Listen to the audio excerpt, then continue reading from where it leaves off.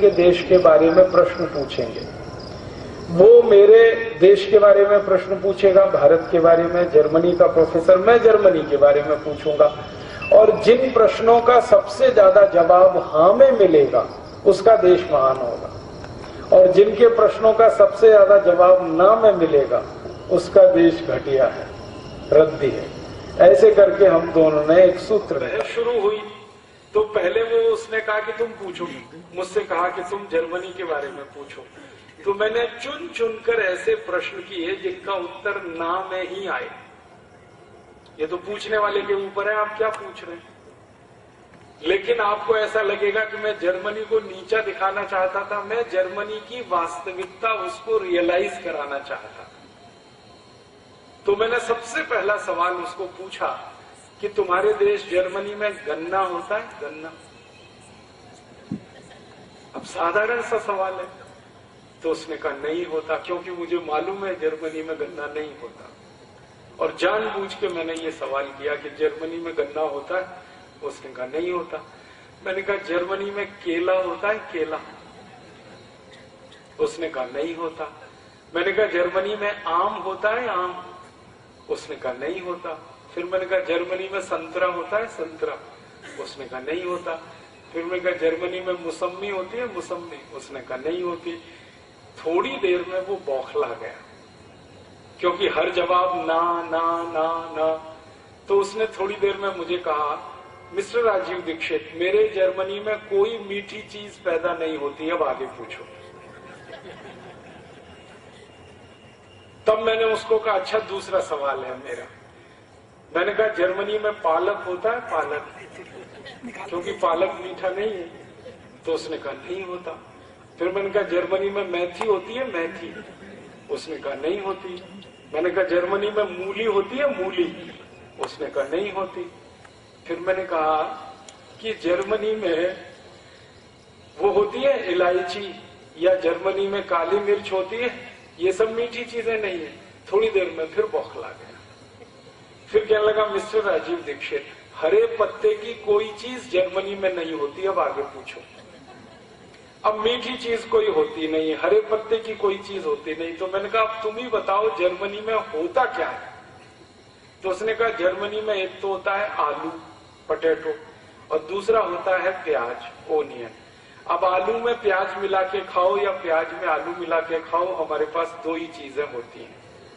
फिर मैंने कहा कि जर्मनी के दुकानों में इतना सारा माल बिकता है, केला भी बिक रहा है, गन्ना भी बिक रहा है, आम भी बिक रहा है, संतरा भी बिक रहा है, तो ये कहां से आता है? तो उसने धीरे से कहा ये सब भारत से आता है। तो मैंने कहा किसका देश महान? तो चुप हो गया, बोला नहीं। उसको रियलाइज तो हो गया कि भारत देश महान, लेकिन उसने मुंह से नहीं बोला। मैंने कहा इसको मुंह से ही बुलवाना है अभी थोड़ी देर में। और ये बहस हमारी कई लोगों के सामने हो रही थी। मैंने कहा अब तुम्हारा नंबर है, तुम पूछो भारत के बारे में। तो वो थोड़ा फंस गया। उसने वही सवाल पूछना शुरू किया जो मैंने पूछे थे। उसने कहा भारत में गन्ना होता है?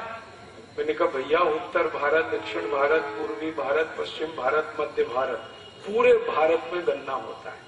और भारत में 6,38,365 गांव हैं, इनमें से 4 लाख गांवों में गन्ना होता है। और भारत में एक गन्ना बहुत मोटा होता है, एक गन्ना बहुत पतला होता है, एक काला गन्ना होता है, एक लाल गन्ना होता है, एक हरा गन्ना होता है, एक थोड़ा सा पीले रंग का गन्ना होता है। 2550 जातियों का गन्ना इस देश में होता है। अब बोलो। तो कहने लगा आई कांट बिलीव इट। मैंने कहा ये तुम्हारी प्रॉब्लम है, मेरी नहीं। तुम्हें भरोसा नहीं है तो ये तुम्हारी समस्या है। अगर तुमको भरोसा करना है तो तुम भारत आ जाओ और घूम लो और पता कर लो कितनी जातियों का गन्ना होता है। फिर उसने दूसरा सवाल पूछा केला होता है भारत में? मैंने कहा केला ही केला होता है। हमारे यहाँ उत्तर भारत का अलग केला, दक्षिण भारत का अलग केला, पश्चिम भारत का अलग केला, पूर्वी भारत का अलग केला, कहीं मोटा केला, कहीं पतला केला, कहीं छोटा केला, कहीं लाल केला, कहीं हरा केला। हमने कहा केले की भारत में कम से कम 1000 प्रजातियां हैं। कहने लगा यस। मैंने कहा यस। फिर कहने लगा आई कांट बिलीव, मुझे भरोसा नहीं हो सकता। फिर मैंने कहा तीसरा सवाल पूछो। तो उसने पूछा आम होता है? तो उसने सवाल किया था मैंगो को कि भारत में मैंगो होता है। मैंने कहा मैंगो तो एक शब्द है, हमारे यहाँ तो मैंगो की जातियां 5000 से ज्यादा है। लंगड़ा है, चौसा है, दशहरी है, तोतापुरी है, कलमी है, ऐसी 5000 जातियों का आम है भारत में।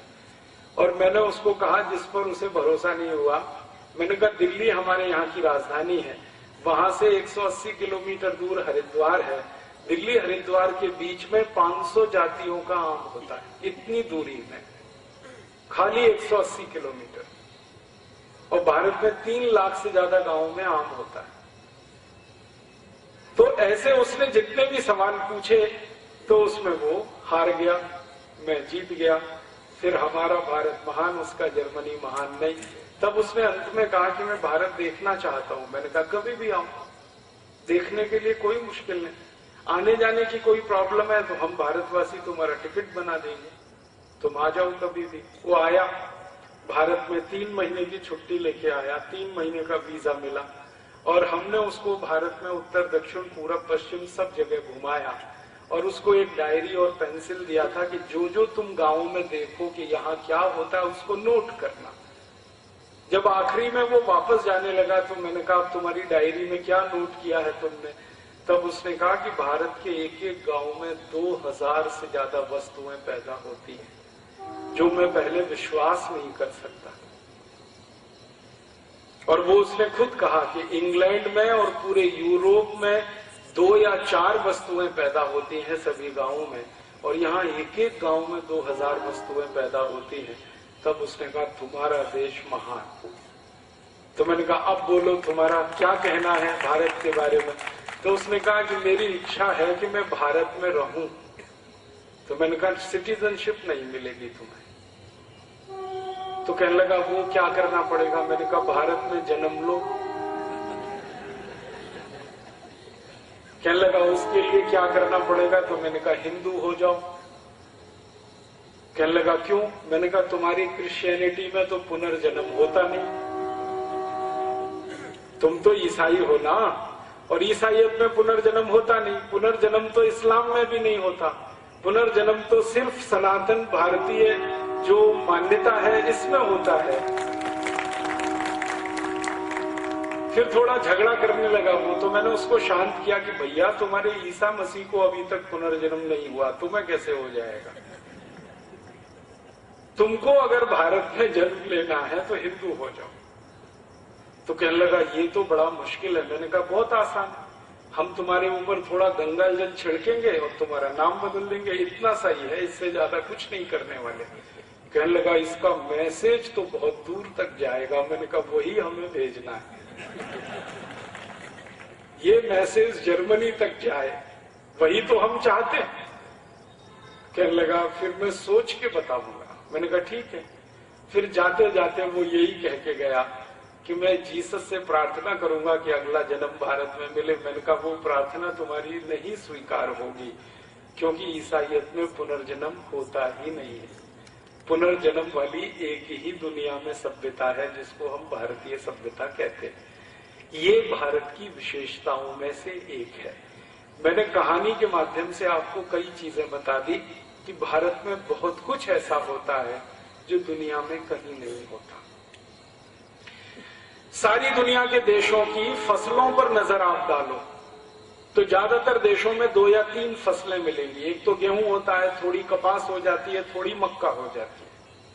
और भारत के एक एक गांव में 200 से ज्यादा फसलें होती हैं। गेहूं, मक्का और चना तो कुछ ही है, 200 से ज्यादा फसलें होती हैं। ये भारत की विशेषता है, ये भारत की अच्छाई है। और भारत की जमीन के नीचे 90 तरह के खनिज पदार्थ मिलते हैं जो दुनिया के किसी भी एक देश में एक साथ नहीं मिलते। अमेरिका में कुछ खनिज पदार्थ हैं, कनाडा में थोड़े से हैं, यूरोप में तो बहुत कम है। अमेरिका के पास लैटिन अमेरिका में थोड़े खनिज पदार्थ हैं, ब्राजील, मैक्सिको आदि में। अफ्रीका में थोड़े ज्यादा खनिज पदार्थ हैं, लेकिन ज्यादा से ज्यादा खनिज पदार्थ जिन देशों में है उनकी संख्या 15 से लेकर 60 से 70 है। भारत में 90 से ज्यादा खनिज पदार्थ एक ही देश की सीमा में। आयरन ओर हमारे यहाँ, बॉक्साइट ओर हमारे यहाँ, माइका हमारे यहाँ, क्या नहीं है हमारे पास जमीन के नीचे। और ये सब कुछ मैं ढूंढता रहता हूं कि ये सब इतना अच्छा क्यों है भारत में। जमीन के नीचे 90 खनिज पदार्थ, और अभी अभी पता चला कि हमारी जमीन के नीचे तो अब गैस भी भरपूर मात्रा में है, जिसको हम CNG कहते हैं। आंध्र प्रदेश के कावेरी बेसिन में गैस का भंडार मिला है, आपने पढ़ा होगा, सुना होगा। वैज्ञानिकों का ये मानना है कि इस गैस के भंडार को हम इस्तेमाल करें भारत की सभी गाड़ियों में।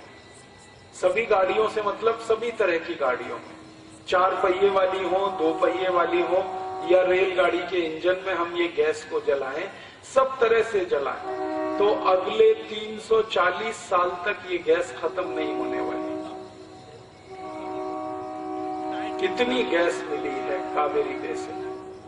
और कावेरी बेसिन जैसे 8 क्षेत्र पता चले हैं गैस के, ये तो एक है कावेरी बेसिन, ऐसे 8 क्षेत्र पता चले।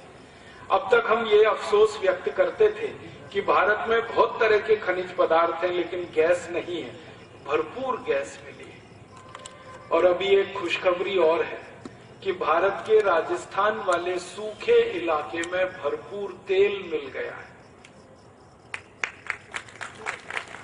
ये जो जैसलमेर है, ये जो बाड़मेर है, ये जो बीकानेर है, ये इलाके में आप कभी जाओ तो सूखी रेत के अलावा कुछ नहीं है, वहां तेल के भंडार मिल गए। अब तेल खुदाई का काम वहां शुरू होने वाला है और उम्मीद कर रहे हैं कि इतने तेल के भंडार हमारे पास हो जाएं कि 150 से पौने 200 साल तक हम उनका इस्तेमाल कर पाए। तो अब तो तेल भी मिल गया, गैस भी मिल गई,